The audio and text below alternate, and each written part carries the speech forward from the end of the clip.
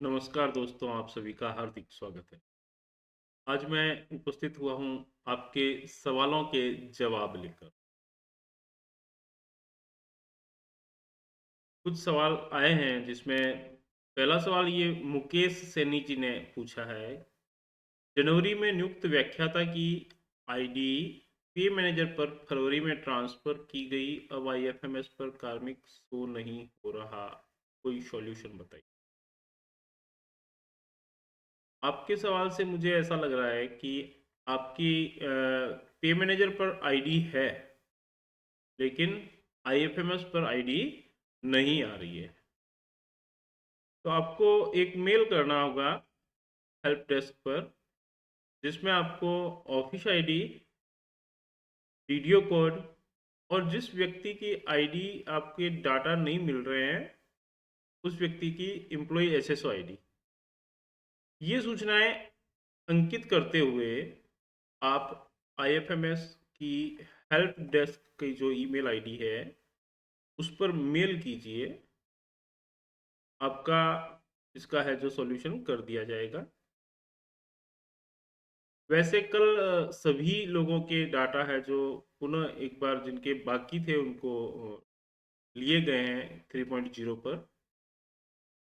पुनः आप एक बार चेक करना, और अगर आपके डाटा नहीं आए हैं तो आप अवश्य मेल कर। दूसरा सवाल भंवरलाल मीना ने पूछा है कि न्यू एम्प्लॉय आईडी में फैमिली डिटेल्स सेव नहीं हो रही है सर। तो आप देखिए कि आप जब न्यू एम्प्लॉय या ऐड करते हैं, एम्प्लॉय मैनेजमेंट में जाते हैं और एम्प्लॉय मैनेजमेंट में आप एम्प्लॉय रजिस्ट्रेशन पर क्लिक करते हैं। आप रजिस्टर ए न्यू एम्प्लॉय में जाते हैं। रजिस्टर ए न्यू एम्प्लॉय में आप अपने एम्प्लॉय की सर्विस कैटेगरी कोई भी सिलेक्ट कर लें, और जो मतलब उनकी ज़रूरत है उसके अनुसार आप सेलेक्ट करें, और सब सर्विस कैटेगरी सेलेक्ट करके प्रोसीड करते हैं। ये आगे की तो इन्फॉर्मेशन आपने देख ही लिया। आपकी मूल प्रॉब्लम जो आ रही है वो फैमिली डिटेल्स एंड डोमिनेशन में आ रही है। फैमिली डिटेल्स में आप यहाँ अपनी फैमिली के जन आधार आईडी को डालेंगे, फिर मेंबर आईडी है जो आप यहाँ डालेंगे, और फिर उसके साथ में क्या रिलेशनशिप है आपका, उनकी डेट ऑफ बर्थ क्या है, जेंडर क्या है, मैरिटल स्टेटस क्या है, ये डालेंगे। एक यहाँ फिजिकली डिसेबल्ड का ऑप्शन है। यदि फिजिकली डिसेबल्ड है तो यहाँ यस करना है, नहीं तो नो रखना है। और अगर फिजिकली डिसेबल्ड है तो यहाँ परसेंटेज, कितना परसेंटेज डिसेबल्ड है वो अंकित करना है।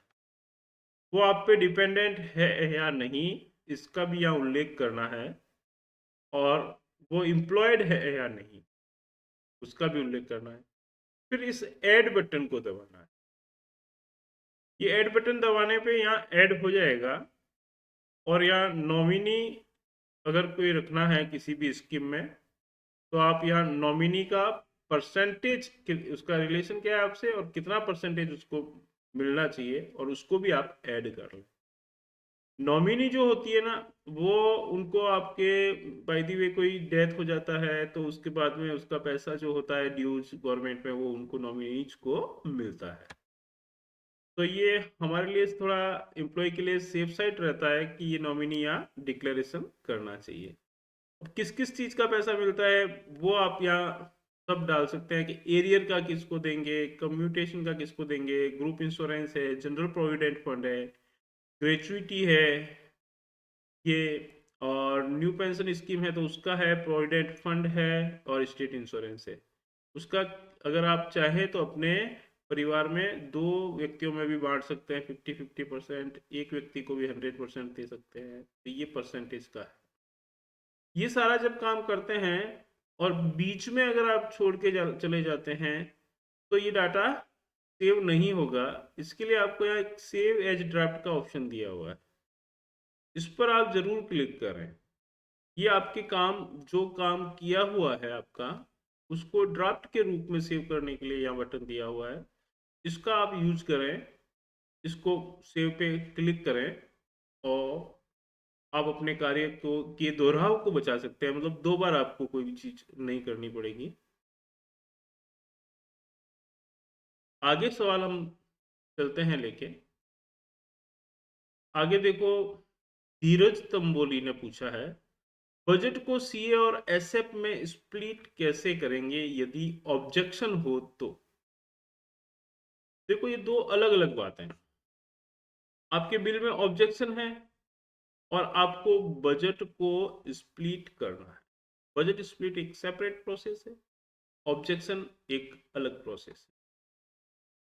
आपकी आईडी में आप देखना कि अगर आपका बिल पहले से ऑब्जेक्शन में है, यानी कि ये ट्रेजरी ऑब्जेक्टेड बिल में यहाँ आपको शो करेगा। जब बिल आपको यहाँ शो करता है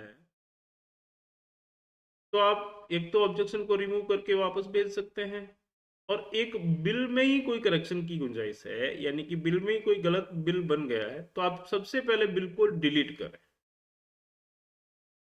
बिल डिलीट करने के बाद, बिल डिलीट करने के लिए यहाँ ऑब्जेक्शन में जब जाएंगे तो यहाँ ऊपर एक डिलीट का ऑप्शन बटन बना होगा रेड कलर का, उसको आप क्लिक करके बिल को डिलीट कर दीजिए। बिल डिलीट करने के बाद आप एम्प्लॉय मैनेजमेंट में जाइए, ग्रुप मैनेजमेंट में जाइए, और यहाँ ग्रुप क्रिएशन में एक आपको नया ग्रुप बनाना है। तो नया ग्रुप बनाने के लिए ऐड ग्रुप का बटन है यहाँ, इसको क्लिक कीजिए, और अब आपको सेंटर और स्टेट में दो टुकड़ों में बजट को बांटना है। तो आप शेयरिंग बेस का यूज करेंगे, और अगर बजट आपको सिर्फ सिंगल किसी एक बीएफसी टाइप में ले जाना है, जैसे सिर्फ स्टेट फंड में या सिर्फ सेंट्रल फंड में, तो आपको नॉन शेयरिंग बेस को सिलेक्ट करना है। इसको सिलेक्ट करते हुए आप ग्रुप का एक नया नाम डालिए यहाँ, जो पहले से विद्यमान न हो। बजट का कंप्लीट आप हेड डालेंगे, जो आपके यहाँ नीचे शो हो जाएगा, वहां से भी आप किसी पे क्लिक करके यहाँ ले सकते हैं। सबमिट का बटन दबाएंगे तो आपका ग्रुप क्रिएट हो जाएगा। शेयरिंग बेस में आपको देख सकते हैं कि शेयरिंग बेस में क्लिक करेंगे तो जितना शेयर सेंटर का जितना परसेंटेज है वहां आप यहाँ डाल देंगे। जैसे मान लो मैंने 90% डाल दिया, तो स्टेट में बाकी का रिमेनिंग 10% शो हो जाएगा। बीएफसी टाइप बोथ रहेगी। फिर आप यहाँ ग्रुप नेम डाल दें, यहाँ बजट हेड डाल दें। बजट हेड को आप डालने के बाद में सबमिट कर लें, तो आपका ये दूसरा नया ग्रुप क्रिएट हो जाएगा। कुछ लोगों के अभी सबमिट करने के बाद हेड करके इस तरीके की इंफॉर्मेशन आ रही है, तो हो सकता है उनको या तो उनकी ऑफिस का ये बजट हेड न हो मैपिंग, और या कोई टेक्निकल इशू भी हो सकता है। तो इस पर है जो देखा जा सकता है। अगर कोई टेक्निकल इशू है तो आप मेल कर दीजिए हेल्प डेस्क पे, लेकिन ये कंफर्म करके कीजिए कि आपका बजट हेड ये अलॉटेड है, और उसकी भी कॉपी साथ लगाइए। इस प्रकार से ग्रुप क्रिएशन करने के बाद जिन एम्प्लॉय की आपको इस नए ग्रुप में एलोकेशन करना है, उनको पहले पुराने ग्रुप से डी एलोकेट कीजिए। यहाँ जैसे मान लीजिए आप कोई आपके यहाँ ग्रुप है, तो यहाँ मेरे यहाँ 3 एम्प्लॉय है, इसमें मैं क्लिक करूँगा या सेलेक्ट करूँगा, इनको सेव करूँगा डी एलोकेट को सिलेक्ट करके, तो ये यहाँ से इस ग्रुप से हट जाएंगे। यानी कि अब इन जिनको मैंने यहाँ से हटाया है उनको कोई ग्रुप एलोटेड नहीं है। फिर इनको नया ग्रुप एलोकेशन करने के लिए यहाँ एलोकेशन बटन पे आप क्लिक करेंगे और एम्प्लॉय को देखेंगे, उसके आगे ग्रुप का यहाँ ग्रुप का नाम शो हो जाएगा, और एलोकेट कर ले और सेव कर ले, तो नए एम्प्लॉय को है जो ग्रुप एलोकेशन हो जाएगा। तो मैं समझता हूँ कि ये आपके सवाल का इस तरीके का जवाब हो जाएगा।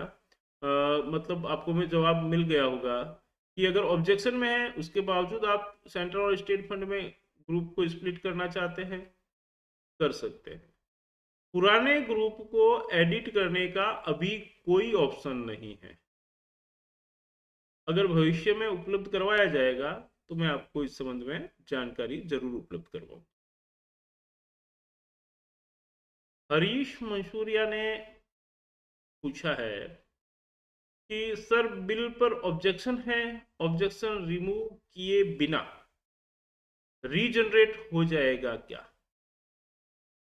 ऑब्जेक्शन रिमूव किए बिना रीजनरेट नहीं होगा। ऑब्जेक्शन रिमूव करने के देखो जो दो प्रकार के ऑब्जेक्शन मुख्य रूप से हम क्लासिफाइड कर सकते हैं।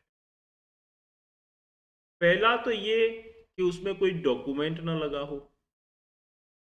अगर उसमें कोई डॉक्यूमेंट ना लगा हो, सिर्फ इतनी सी बात है, तो आप उस डॉक्यूमेंट को स्कैन कीजिए, उसमें कमेंट कीजिए कि रिमार्क्स का दिया हुआ है आपको ऑप्शन कि हाँ भाई ये कि हाँ आंसर अटैच कर लिया है, और उसके बाद में आप डॉक्यूमेंट को अटैच कीजिए, वहाँ ऑप्शन आया हुआ है जो मैंने ऑब्जेक्शन रिमूव वाले वीडियो में बताया है। तो डॉक्यूमेंट को अटैच करके आप ऑब्जेक्शन रिमूव कर लें। और अगर आपका ऑब्जेक्शन इस प्रकार का है कि आपको बिल में ही कोई करेक्शन करना है, मान लीजिए किसी को एचआरए कम ज़्यादा दे दिया, डीए कम ज़्यादा दे दिया, उसमें कोई चेंजेस करने हैं, तो सबसे पहले आप बिल को डिलीट करें। ऑब्जेक्शन वाली स्थिति में ऑब्जेक्शन रिमूव वाले उसमें आप कॉलम में जाएंगे ना, जहाँ आपको ऑब्जेक्शन दिखाया जाता है, जो ये यहाँ है, ये बिल में, ये आप बिल के नीचे जाएंगे, ट्रेजरी ऑब्जेक्टेड बिल, इस पे क्लिक करके आप जब देखेंगे कि आपका ये बिल का है, उस बिल के रेफरेंस नंबर पे यहाँ आप क्लिक करेंगे ना, तो यहाँ ऊपर की साइड में एक रेड कलर का बटन होगा जिस पे लिखा होगा डिलीट। तो उसको आप डिलीट दबा के आप उस बिल को डिलीट कर दीजिए। बिल को डिलीट करने के बाद में आप कोई भी करेक्शन करें, करेक्शन करके फिर बिल को वापस जनरेट कर सकते हैं।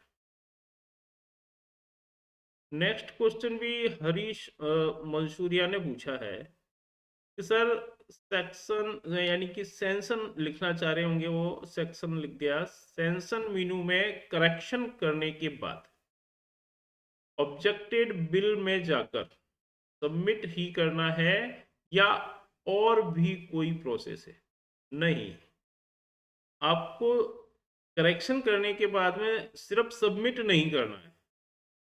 सबमिट करोगे तो जैसा पहले से प्रोसेस है वैसा ही बिल चला जाएगा, इसलिए आपको वहां उस बिल को डिलीट करना है, उसके बाद में रीजनरेट करना है, उसके बाद में बिल को आपको फॉरवर्ड करना है आवश्यक दस्तावेजों को अटैच करते हुए, ताकि आगे वापस ऑब्जेक्शन ना हो।